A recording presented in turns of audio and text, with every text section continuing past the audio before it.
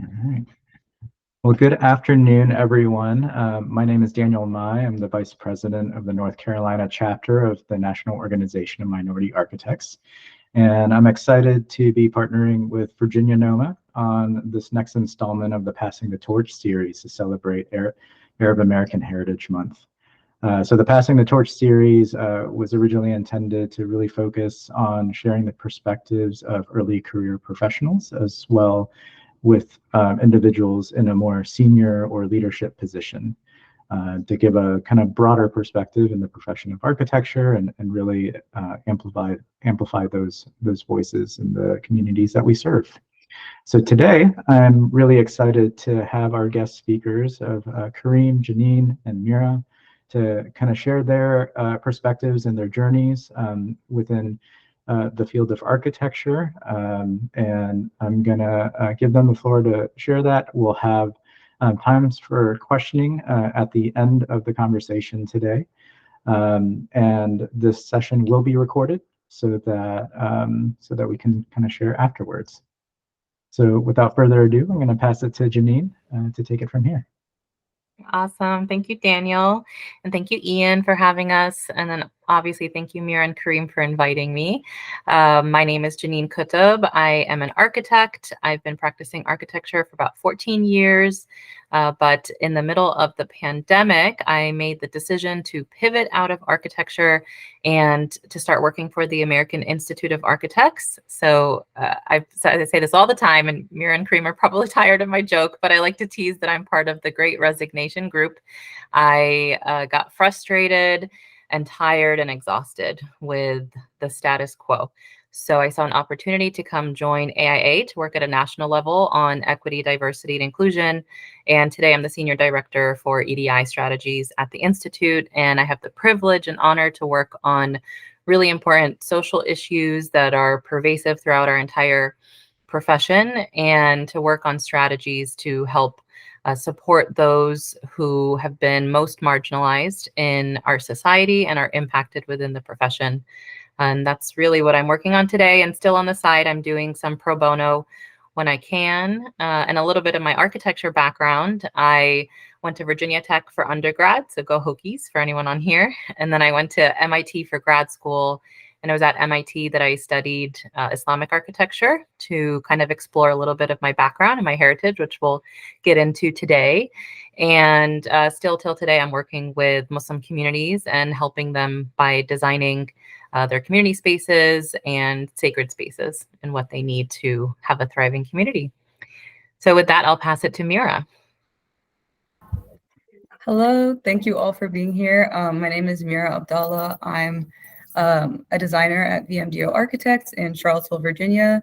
I graduated with my Bachelor of Design in Architecture from the University of Florida, if there are any Gators out there. Long shot, but go Gators. And yeah, I've been working on construction administration for almost the past 2 years for a project that I got to do documentation on. So that's been really rewarding, and that's why I am here in my vest. And also in the past year, I worked with Taha Sehrawardi, who's here, and a few others to establish the American Society for Muslims in Architecture. And we're really honored to be working with NCNOMA and VANOMA for this collaboration. Essentially, this organization aims to establish a community of Muslim architects in order to unite, empower, and advocate for Muslims in the field of architecture.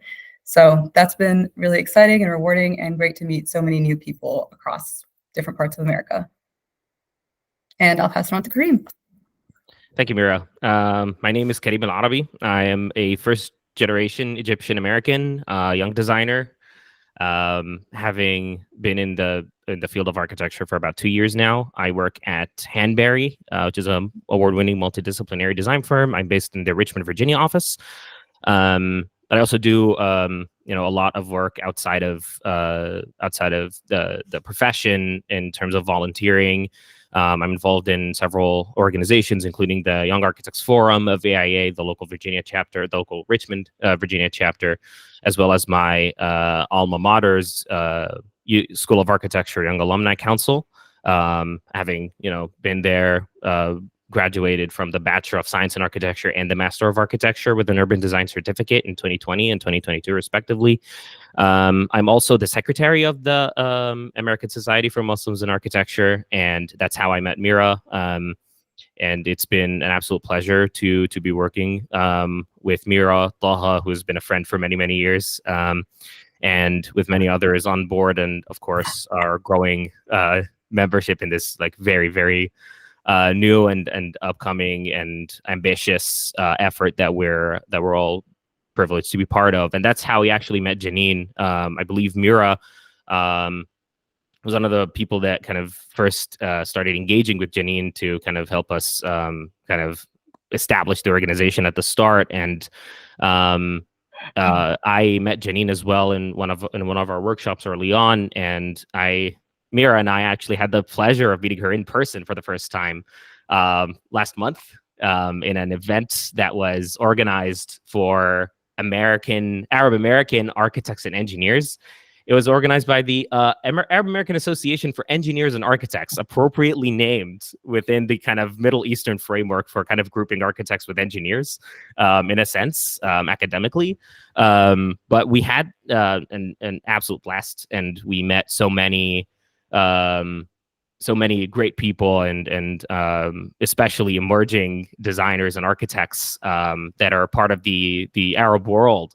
In fact, and it was about quite a number of people there that we met in this iftar event during Ramadan. It was great to be there with Janine, and kind of had really interesting conversations, but kind of wanted to kind of reflect on that first and foremost. And Janine, when you were there and you met so many different people of different backgrounds within the Arab world, we all met certain people that we kind of realized that there is so much happening within the Arab American scene within the field of architecture and design. So what do you think of that? Do you think that there's kind of a growing enthusiasm within the Arab American community to learn about architecture, to learn about design, to advocate for Arab-centered spaces, and advocate for our presence in the profession? Yeah, absolutely.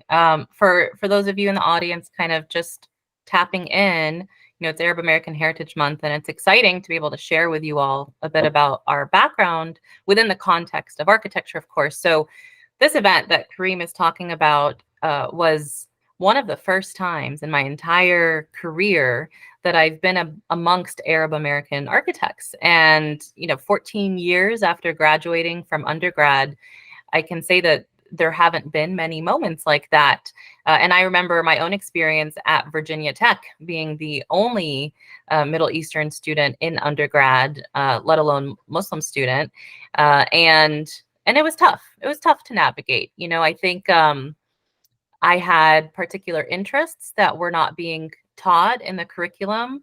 I was, a person who was greatly impacted by 9/11, and that shaped my worldview, that shaped my perspective, that shaped my understanding of how we navigate space, how we navigate the physical world around us. And I became really interested in how architecture can be an opportunity and a place for healing, for communities to come together, to combat xenophobia.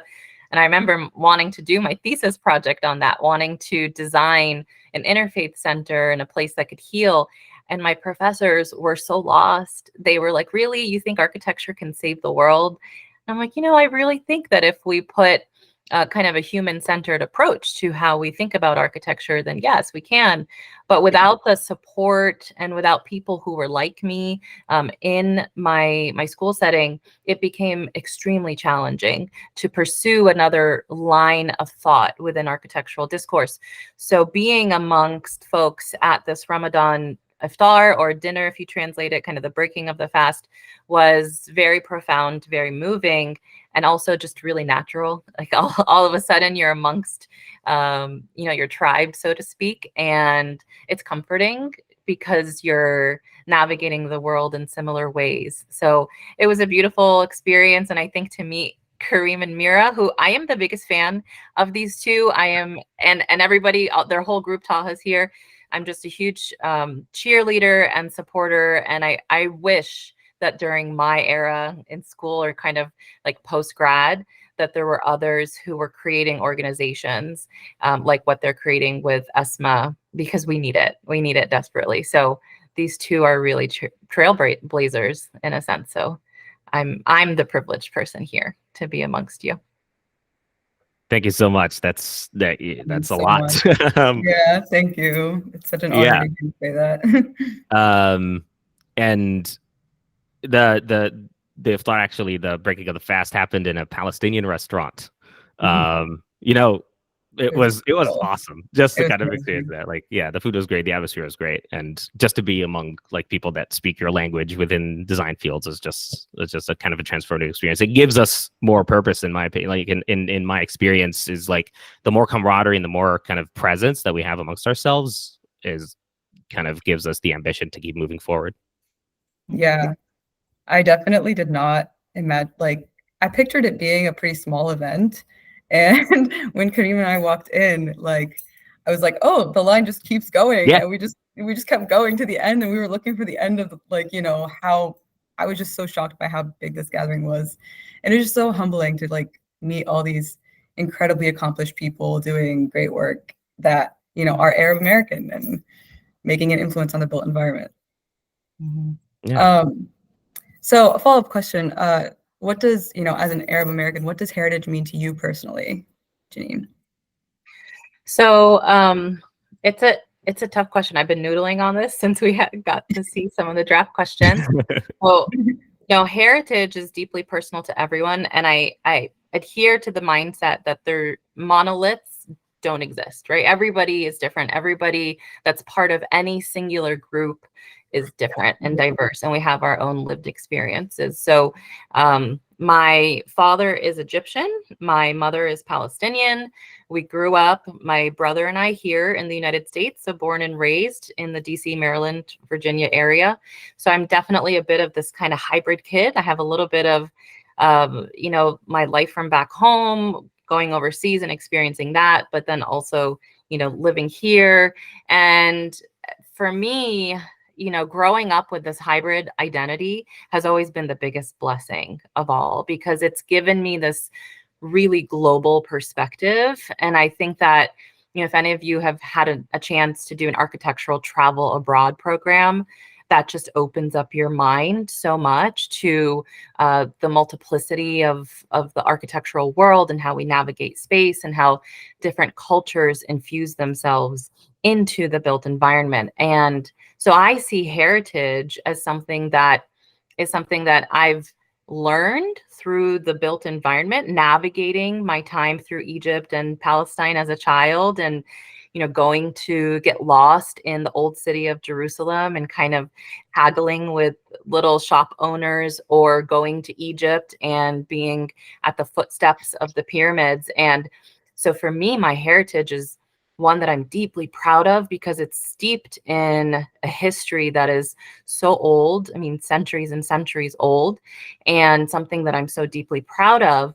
But then on an intimate level, there are the people that are around me. And so on my Palestinian side, I come from a strong lineage of Palestinian women who have persevered through so much. I just got this really adorable photo of my 94-year-old grandmother in the West Bank, and she lives in a safe area right now, which we're really grateful for, but it's harvesting season. They're harvesting fava beans, and I got this picture of her with just like sitting literally in a huge mound of fava beans, just like surrounding her.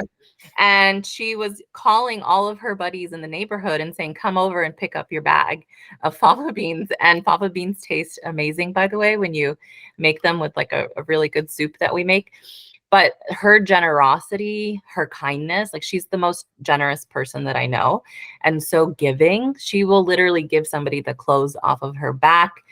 She's given money to create orphanage centers, like anything she can. Her whole life has just been giving. And my mother comes from that. And so I've learned through my mom also just this mindset of generosity.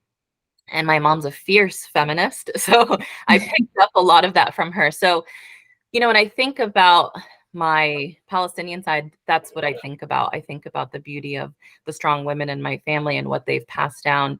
And my father's side, my Egyptian side, is just hilarious. I know Kareem and Mira, you know, What a man.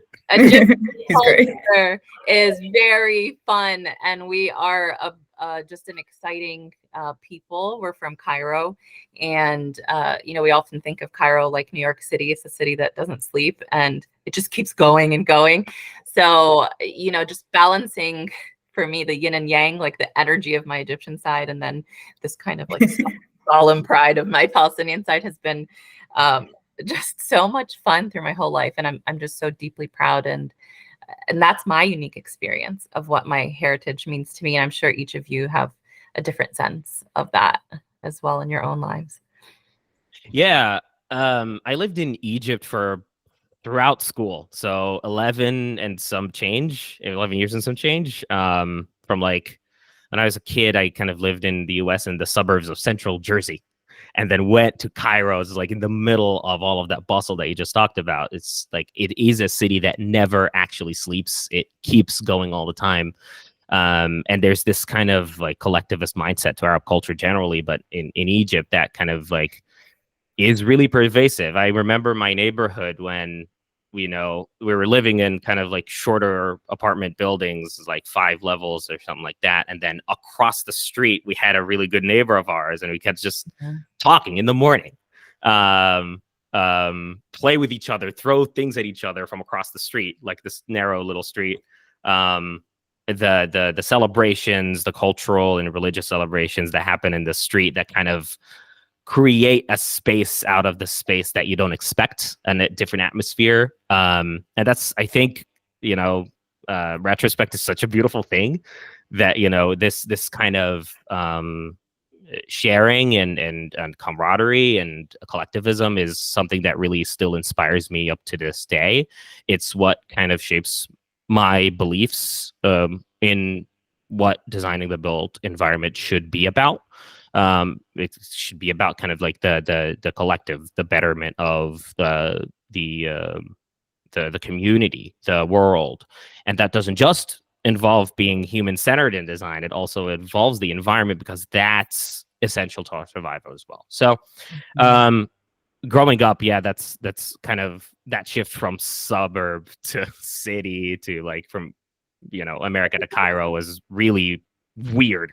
It's a kind of a cultural shock, kind of going back to Egypt as a kid early on. But in the US, I think the challenge that I faced the most was learning about architecture from that Western perspective exclusively. And then going back and kind of reflecting on my education in the US to kind of like my relatives and my friends from over there. It just felt weird. I couldn't talk about, I speak Arabic fluently. I couldn't talk about architecture whatsoever.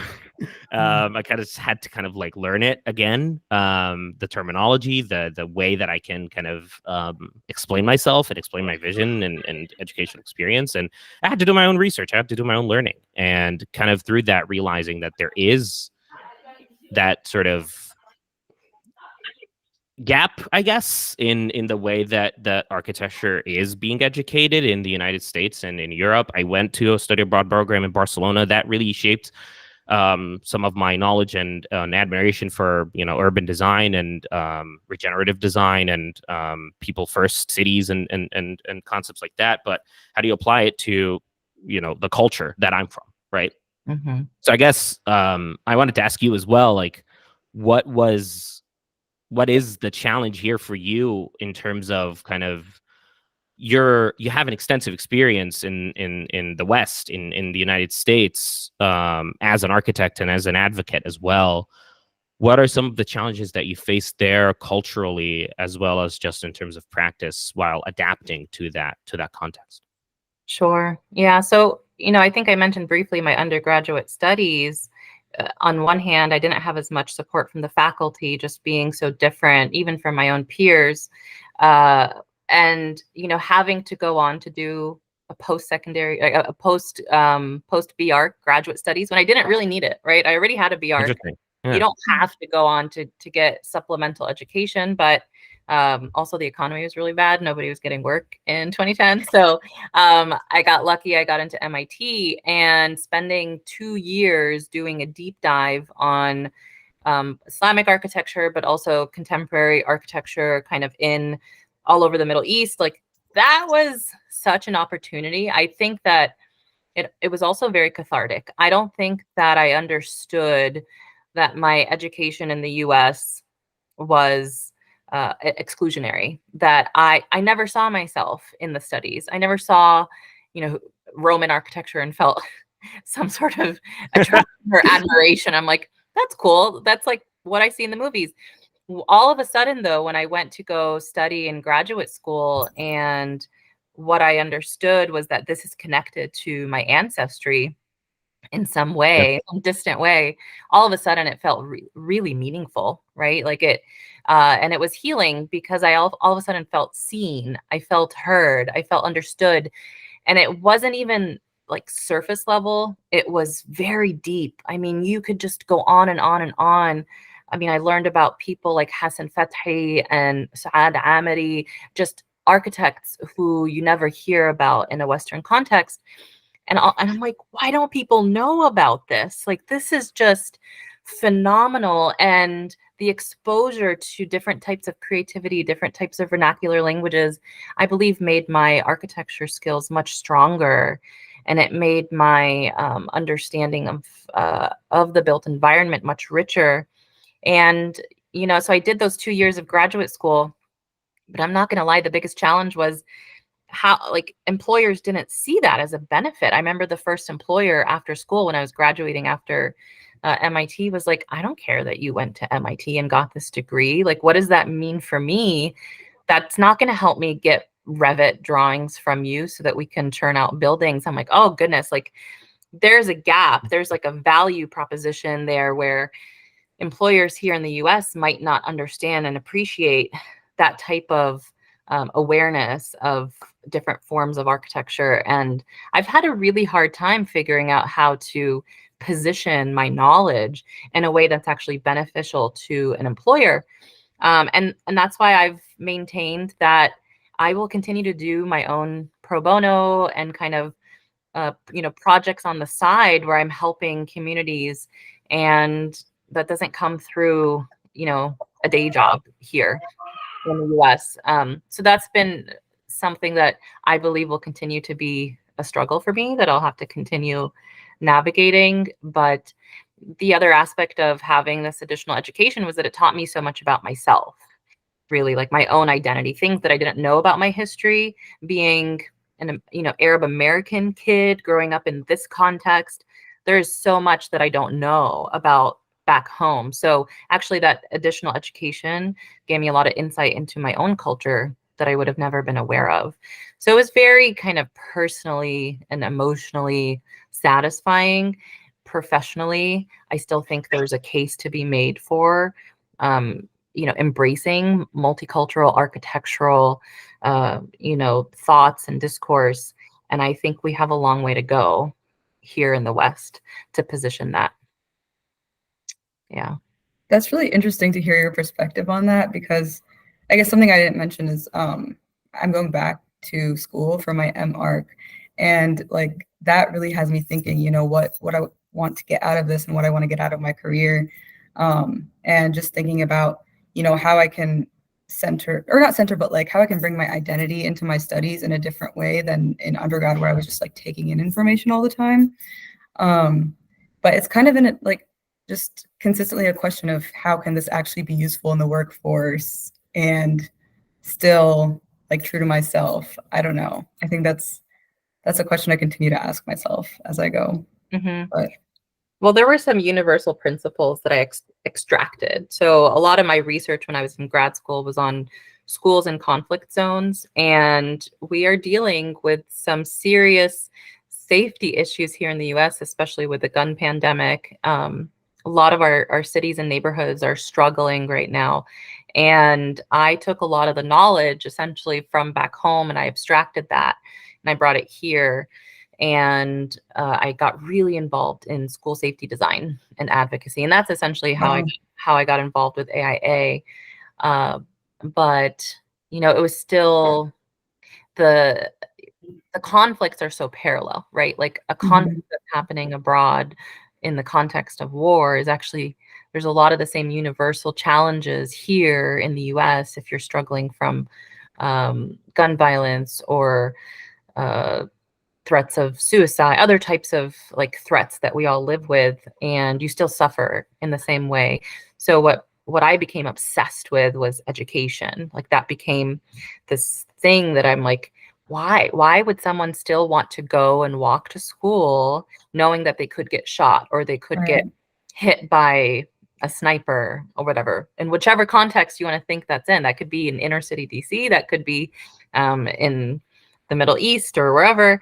And I was just fascinated by the human experience and this concept of resilience, that humans are resilient. No matter what you put in front of them, they will fight for better, for their own betterment, for their own advancement. They will really cling on to their own humanity. And it was, that's been one of the most eye-opening experiences for me. So in a way, there is this kind of universal spirit that I've been able to see kind of beyond all of our different identity markers. Like, yes, I'm Arab American, but we are all part of the human race. And so it's been really eye-opening to try to connect the dots across the world and using architecture as a vocabulary to explore that. That's wonderful to hear. It seems to me that you're not only allowing your identity to shape your worldview, which is a really healthy thing, but it's also shaping your practice and your design philosophy and your beliefs in how the world we shape should be shaped. And that's really a source of inspiration for me, kind of trying to borrow more from that, right? What we believe to be true, what we believe to be right. Something that you mentioned is obviously conflicts in the Middle East, and this is kind of a veil that's been covering all of our collective lives over the past few months. You mentioned you're half Palestinian. And one thing that we all struggled with as Arab Americans is kind of basically going to work every day like nothing's happening, but still kind of maintaining that advocacy by the heart concept, right? You know that this is wrong. You know that you have to advocate against it. And it's kind of been a real challenge to appropriate ourselves to the work culture.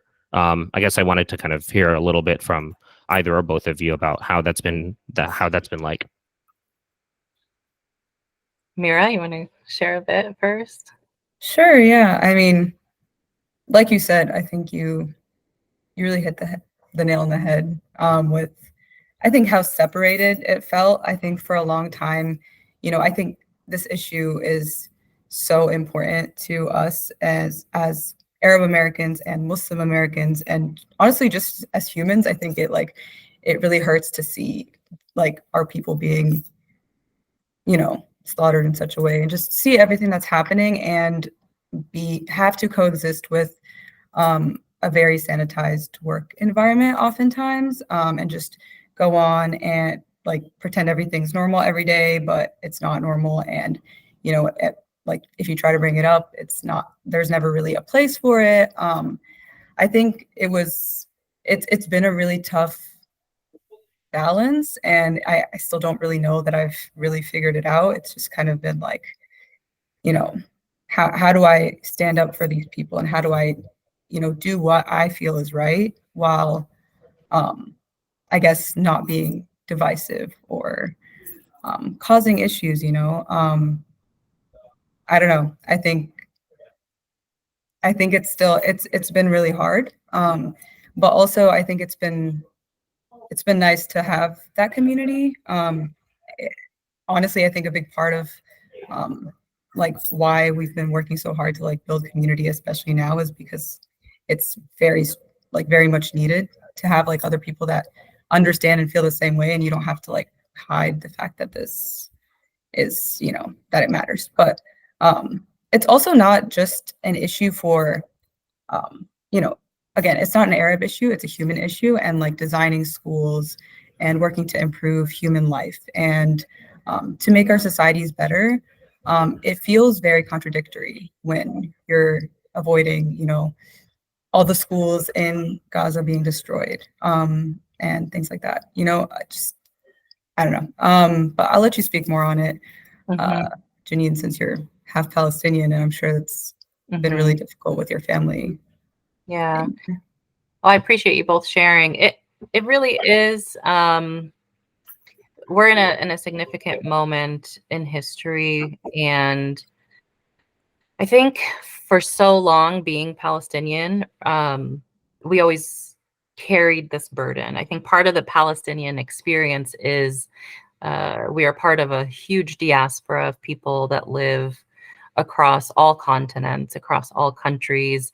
And for so long, we've had this refugee experience where we are removed from a land that we are ancestrally tied to. And I think that my upbringing, what's interesting in America, we didn't talk about it a ton, right? Like growing up in an Egyptian Palestinian household, it was something we knew about. Like we knew that we were Palestinian, but I don't think we understood the politics. So we didn't understand the conflict. We don't know the history. And it wasn't until I got to grad school where I really dedicated my time to researching, especially in an architectural context, understanding what's happening. And architecture has been the best language, like I said, for me to make sense of what is going on abroad. And so for so long, I've already had kind of a framing of what's happening in that part of the world. And I think now that people are awakened to it because they're seeing what's happening on the news, it's been really traumatic trying to walk people through what's happening. I think I get a lot of questions, you know, like, well, just trying to unpack the politics, trying to unpack the history. And architecture, again, has been like a really nice language for me to explain things. You know, have you seen Jim Crow apartheid?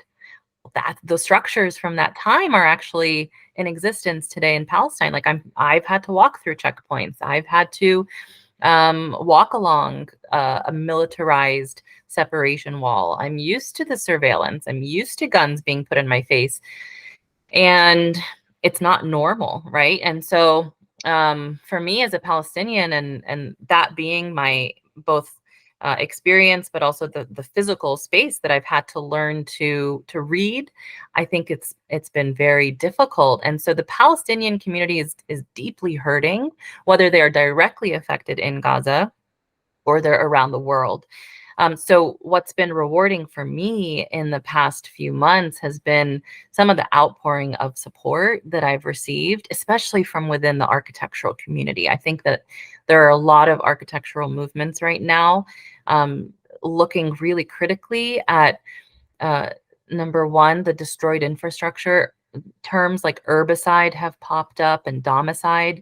So we're seeing wholesale infrastructure in history being completely wiped off the map. And as architects, you know, losing that cultural and civic heritage is very difficult because some of it's not documented, right? It's not like it's documented here in the West. So we are watching an entire civilization getting erased, and architecture has, all of us as architects, we go into this profession thinking, I'm going to help heal the world. I'm going to do something positive.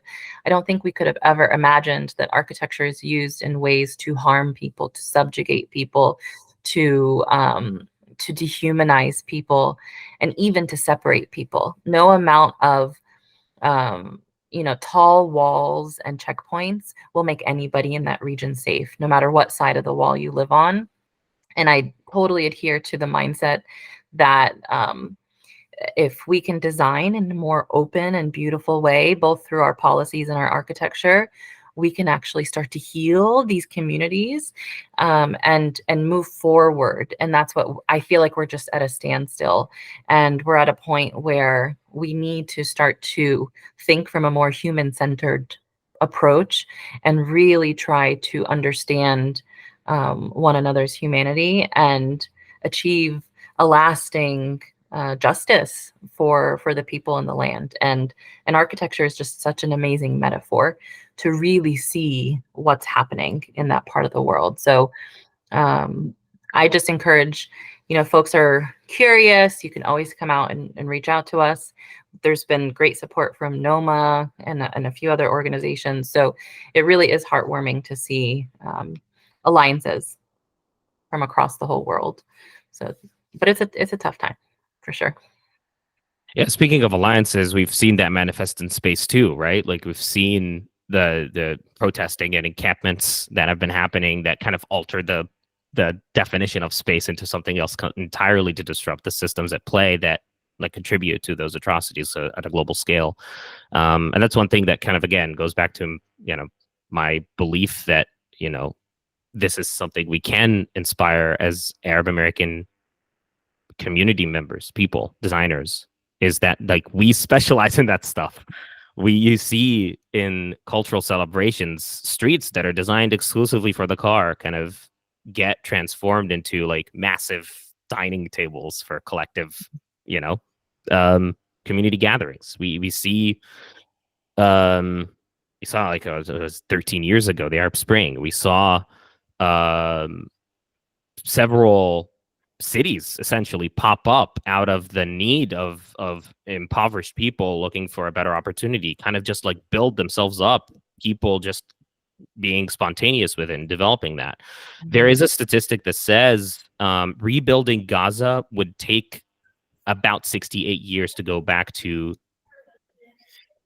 until 2092, no matter how long that is, to go back to the economic levels that they were in 2022. But my belief is that kind of inflates it a little bit. I think there's reason for hope just for the way that we think, the way that we as Arabs act spontaneously and act collectively, away from the kind of the shackles of bureaucracy and regulation that would kind of hinder some of those processes.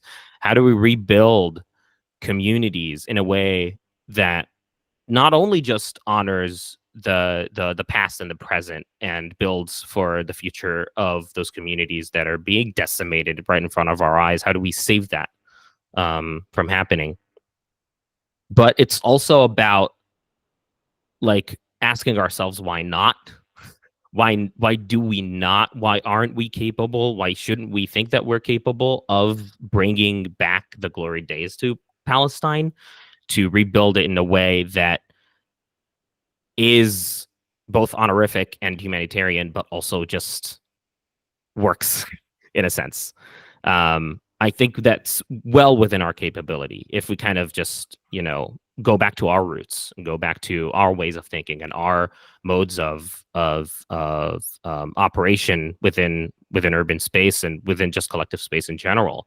I think it's been kind of really disheartening to see over the past, learn also as well over the past few decades that like also in the Middle East, the kind of the remains, the residue of colonialism have still been creeping into the design of urban space. In particular, as I was growing up in Egypt, the bigger and bigger and bigger reliance on the Western thought infrastructure of like car-centered development, and things like that. I think we grew from 1,500 bridges in 2012 to 45,000 in 2024.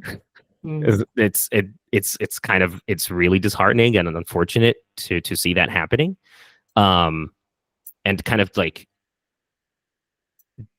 separate ourselves completely from what we are, in an essence. So I think as a collective, we just have to come together to reverse those effects, and work in not just here, but also everywhere else in the world where we are, to apply our thoughts and beliefs, both culturally and even on a spiritual perspective, whether you're Muslim, whether you're Christian, whether you're anything otherwise, to help the world heal. Not just in terms of building for communities, it's also for building for the environment. What's being committed in Gaza also, qualifies as ecocide. The destruction of farmland, greenhouses, centuries old olive trees. How do we reverse all of that? This is a lung of the world that literally breathes life, oxygen into it, right? And that kind of the definition, what I've come to learn through actually my involvement with the American Society for Muslims in Architecture, is that architecture as a term doesn't just historically, at least within the kind of the Arab empire, wasn't just actually confined to the science of building or the art of building. It also involves landscape, art for architecture, for example, right? So I think, I guess, to kind of close it off, how do we as organizations coming together like we are today, NOMA, VANOMA, NCNOMA, and ASMA, we're coming together and discussing all of those issues, obviously, but what can we do further to kind of have that level of impact over the next years, months, days, to keep educating and keep rebuilding the world as we know it? So I'm not, I can, I guess, give some sort of answer. I don't know if this is exactly what the organizations should do, but, you're talking about things that are huge, right? Like post-colonial society. There's also post-war, right? You look at Iraq and you look at rebuilding Rwanda and Syria, South Africa, Syria. Like we're talking about places that have been decimated by man-made conflict. And, those things also happen here in the US. There's also natural disaster. So there's a lot of opportunity for healing that needs to happen. I think that the work of architects in kind of harmony with folks who work in the landscape, I think there really needs to be kind of a recentering of healing, of coming back to what do we need to salvage and preserve our earth, but also come back to how do we serve one another as peoples. Unfortunately, we've seen how here in this country, how boundaries, how school lines, district lines, and all of this like de facto segregation and segregation, like it is so harmful because it results in policies, whether they're economic in nature or tied to food resources or tied to education. What we're seeing is that based on the zip code that you live in, that determines the outcome for your life. Well, if you take that same framework and knowledge to overseas, especially parts of the Middle East, we have the same, at a larger scale, same sense of inequality that exists across boundaries, right? So the same thing where Great Britain came in and drew with big lines and separated all of these different lands that had peoples into countries, nation states. We have the same thing. So what's happening in Egypt is going to be very different than what's happening in the UAE. And so there's discrepancies in terms of economies. And so we need a holistic approach when it comes to how we think about architecture. So my biggest, especially wearing my AIA hat, but also as a person who is a conscious member of society, architects cannot work in a vacuum, and we must think about our tools as part of all of the different social, economic, and political needs that any community or society needs in order to thrive. And we have to really just think in terms of that holistic healing lens. Otherwise, architects are going to continue to devalue themselves, and we're going to lose relevancy, and we're losing, to take it back to business, I mean, we're losing a lot of our business to external threats at this point in time. And we're actually losing a lot of our own people. People are leaving the profession because we are stuck in this framework that is quite elitist and that is only serving 1% of the population. And so we really need to recalibrate, think about how the profession can serve everybody, and how can we be relevant for hopefully many, many generations to come. Wow.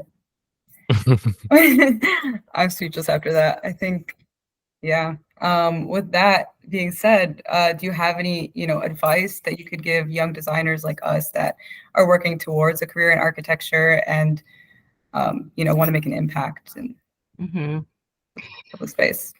So I believe so deeply in this next generation. I think that you all, and even folks much younger than you, are seeing the world through a different lens. I think, for me, being someone who grew up in post 9/11 society, we have so much baggage. Like for me personally, we had to deal with fear of being seen in public. I mean, the amount I could just tell you so many stories of how many times I've been harassed in my life just because I'm Middle Eastern, or just because my friend who was with me wore a headscarf, right? So I have seen so much hate towards our community, and this point in time also is difficult. What we're seeing right now, there are spikes in anti-Arab hate, in Islamophobia. Um, so I encourage young people to find your support system, um, whether you're part of the Arab community or otherwise. Continue to follow your conscience, and this is like a reawakening of sorts, and it's an opportunity. I would never want us to see us go backwards in time, right? Like, now that we have kind of opened our eyes to a more pro-justice kind of approach for how we do business, like around the world, and how we do architecture and design. So continue to follow that pursuit, and also just be proud of who you are and your heritage, and do not let anyone shake that pride that you have. I think we have so much to offer. So if just come from a place of abundance and bring that confidence with you. And that's for any person who is in their career, especially in architecture, that is questioning, do I belong in this profession? We oftentimes talk about emerging professionals as being an at-risk population, because they're leaving, and they're leaving for so many reasons. So I really would like for folks to stay in this profession, help to build it up, to make it better. And if you want to serve a population that's not being served, stay, so that you can help to make it better for that community. So that's my hope. I really want everyone to just feel their power, and the power that you have sitting within you. And I think that power in a collective is also extremely strong. So communities like NOMA are doing such amazing work, and ASMA, because there is a collective there. And we need to continue to lean on one another and that allyship if we're really going to make a difference in this profession. Absolutely. Well, thank you. Thank you so much. That's a very powerful kind of way to at least end the kind of formal part of the discussion. But obviously, if anybody here in chat would like to ask us written questions here, please feel free to do so. Yeah. But yeah, that was absolutely amazing. Janine, thank you so much. Mira, thank you so much for your insight as well. You as well, Kareem. Ian, and thank you. Ian and NCNOMA, Daniel, thank you so Daniel. much for inviting us along, and providing us the platform to share our organization and our voices as well. Yeah, thank you for sharing your stories today. It was great, and I think it kind of met the intent we were looking for. I'm kind of speechless at the moment, really. I mean, you guys said a lot of like really good stuff that I hope the audience was able to take in and listen. Talking about some important issues. One thing, like I would just mention that I know some other chapters are doing that we should consider is they're having these coffee talks, and they pick like a Saturday, and that's where they get to dive deeper into some of these like harder discussions on things going on in the world. So I would maybe recommend that for both of our chapters to do that in the future. Yeah, but if there's any questions in the audience, please go ahead and ask away.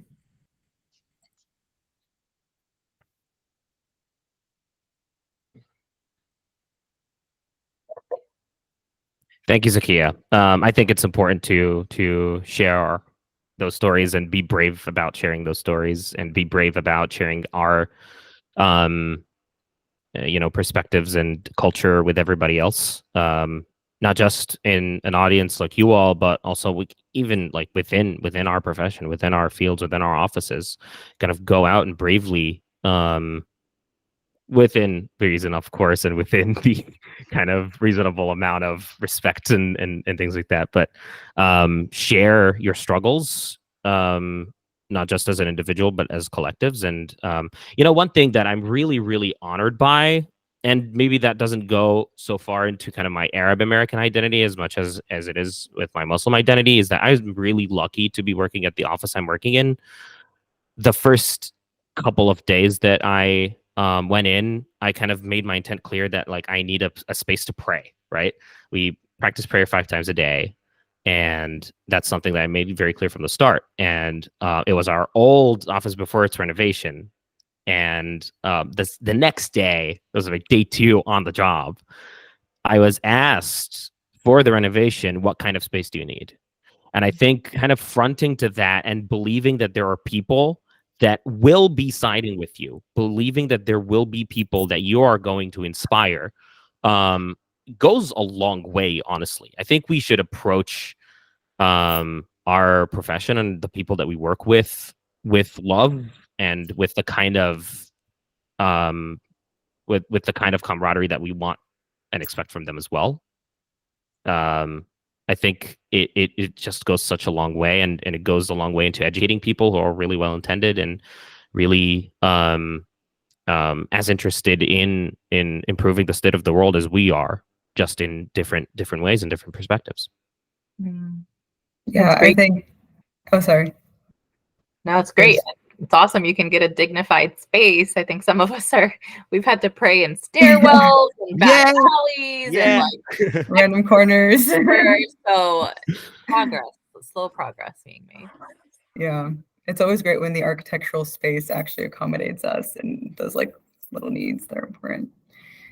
And even just things like I really appreciated for NOMA Spotlight event that we had thrown with VANOMA and with like VMDO, that we don't really do happy, like at least Muslims don't drink, and so happy hours aren't really a thing for us. And so I was like, well, can we bring some Arab food instead and have a feast, because that's what we do for fun. And I think it was just a really enjoyable experience to be able to share that with everyone. So yeah, how can we start to celebrate our culture instead of hiding who we are? It was great to see at the time. I was kind of there, and everybody loved it. Like, obviously, everybody kind of like really enjoyed that different kind of dealing with what a social gathering should look like. Yeah. Nadine, did you have a question? Yeah, I don't really have like a formulated question in a sense, but just everything you guys talked about. First of all, thank you so much. This like makes me teary-eyed. I'm sure everyone else also. So I did my undergrad at the University of Tennessee, and my thesis, I thought that it was my sort of last chance to talk about just having this identity that we all just discussed, and being Muslim, being Arab, being from the Middle East, and just colonialism and everything that has happened and is still happening to this day. I thought it was my last chance to be vocal about it in a sense. And I feel like in a way, organizations and communities like this one allow for just a space to bring it into the professional world. So in a sense, how do you think that communities like ASMA would infiltrate in a way and allow for a voice like we had, I guess, in our education, and create this space for physical spaces, not only imaginary ones? Sorry, loaded question. Well, I think ASMA is groundbreaking. I honestly believe so deeply in this organization. I don't think they really knew what they were getting into when they were creating this. Hopefully you'll save the We're world. slowly becoming aware. But you're right, Nadine. I think that this concept that school is where you get to play with ideas and imagine, and then you get to the workforce and you're trapped by the capitalist system and whatever projects get fed down to you. I think what's important as emerging professionals, but also as you kind of go up in your career, like thinking with an entrepreneurial mindset a bit. Like, what can I do? What can I bring forward to the table? If I'm not seeing that it exists in the workspace around me, how can I create something on my own? And that creativity is something that all architects have. That's our super power, right? So apply that same mindset without any trepidation. And you know, hearing you say that this is emotional for you, it's emotional for all of us, because for so long we've been operating from a place of deficit, from a place of just complete, I don't know, feeling like we're always on the sidelines, feeling like we're always troublesome, that we're always a burden. And I think it's flipping that narrative, and it's saying, no, we have something actually to contribute to society. We have some of the smartest minds in society that are doing amazing things. We have the greatest history ever. We have beautiful music and culture and food. So it's that constant reframing we have to do for ourselves. And that includes in our professional practice, because no human should have to segmentize so deeply and code switch to the point where we have a pathology and we have a psychosis where you go to work and you're Nadine, work Nadine, and then you go home and you're Arab Nadine. Like, it just, we should not operate that way, because it really is a deep psychosis, and it's a problem, and it is passed down as like a generational trauma. So I hope we can work on that collectively, for sure. Yeah, agreed. I think that was it was a big realization coming out of school that, you know, I was looking for this thing that I was just not going to find in the workforce. I think, you know, I was always looking to be represented and looking for my voice. And like in school, you know, I feel like I was just, you know, I loved school, but I was being fed all this information about, you know, like you said, the Romans and the Greek, and, oh, this is what great architecture means. And then I like started looking into like Islamic architecture and like Egyptian architecture on the side, and just like after work, and realizing there's so much to learn from it. And like, it was just never a part of the curriculum. And so it's just, you know, I think at some point, like a switch was flipped where I was like, wait, like we can really bring so much to the profession that hasn't even been discussed or even like glanced at. And, you know, there isn't really a place to do that. And so I mean, my hope is that over time, ASMA can continue and grow to become a place to do that, and a platform for people to, not necessarily in academia, bring new learning and just new sources into our profession that celebrate our diversity. Speaking of celebrating diversity, go read Janine's article about Arab American architects. Yes. 9 Arab American She's architects amazing. highlighted for Arab American Heritage Month. Great article. And I think the more that we kind of expose each other and advocate for each other in that way, celebrate our collective and individual accomplishments, the more that we're going to have a voice. Yeah. Fundamentally, I think there is a collective interest in improving the state of the world, and that's tied into the collective interest in highlighting and empowering each other. Can you share that link in the chat perhaps? And then I know, like, once we also post this online, I would love to share any resources that you think people should be aware of. Yeah, absolutely. We do have another Arab American Heritage Month article dropping, I believe, next week with AIA. Nice. We'll be speaking with a third generation Palestinian refugee, and she'll be talking about a nonprofit she created to support and create housing for unhoused people in the U.S. as well as refugee communities. So really cool. That's wonderful. I'm really looking forward Can't wait. Yeah. Well, thank you all so much. Thank you. I know we're at our time. I feel like we could probably talk for much longer. Definitely. But really do appreciate everybody's time. So on behalf of VANOMA, I do want to thank everybody for coming out. Dan, do you have anything else you wanted to add? No, I think really continue to tune in to VANOMA as well as NCNOMA for future events. We're looking at doing another joint talk for Asian American Pacific Islander Month. So be on the lookout for that next month. Thank you. Thank you all. Thank you. Thank you all Have so a much. good one. Goodbye. Thank you so much, everybody. Thank Have a you. great day.